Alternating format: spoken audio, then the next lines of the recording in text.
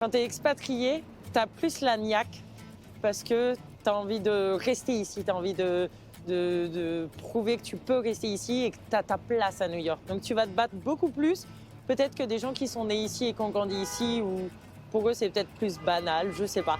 Be yourself, the best you have to give is yourself. Le mieux que tu as à donner, c'est ce que tu es.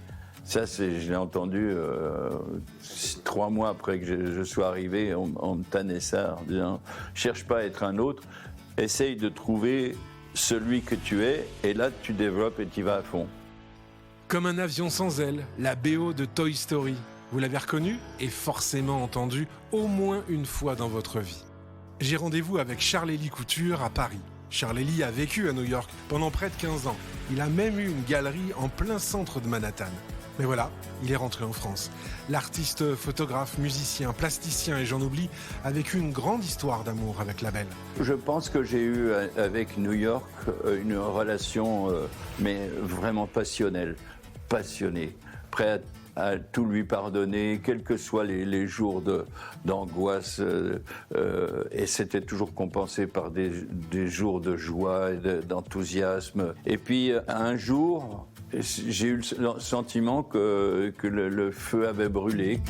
Ça m'est apparu évident après mon concert à Central Park. Très beau concert avec des musiciens qui étaient venus d'un peu partout. Mais surtout, ce qui m'avait fait encore plus excité, c'était de penser que j'étais venu depuis chez moi à pied, avec la guitare sur le dos, pour faire un concert à Central Park.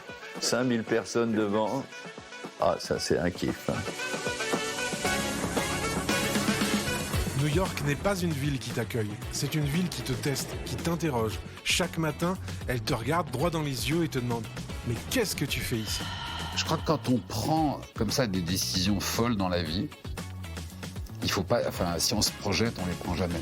Tu te souviens de Jean-Claude Duss dans Les Bronzés, là? Sur un malentendu, ça peut marcher. Fonce, oublie que t'as aucune chance. Moi, je suis comme ça. J'ai toujours fait ma vie comme ça. Parce que qu'est-ce que t'as à perdre? Tente, vas-y, c'est ton rêve, vas-y. Changer de vie, c'est à la fois terrifiant et passionnant. Et ça donne une sensation de liberté incroyable. Moi, quand je suis arrivée, au départ, j'avais rien, pas de salaire. J'ai économisé toutes mes économies. Et je me disais, mais c'est pas grave, au pire, je l'ai vécu. Et voilà, et j'étais prête à rentrer. Et je suis là encore. Adélaïde, Marc, Marie, Zim, Charles-Élie, ils ont tenté de m'éclairer, chacun à leur manière. Peut-être que New York, ce n'est pas une destination, c'est simplement une épreuve, une traversée, et au bout du compte, ce n'est pas la ville qu'il faut comprendre. C'est peut-être un petit peu soi-même. Il faut rester soi-même.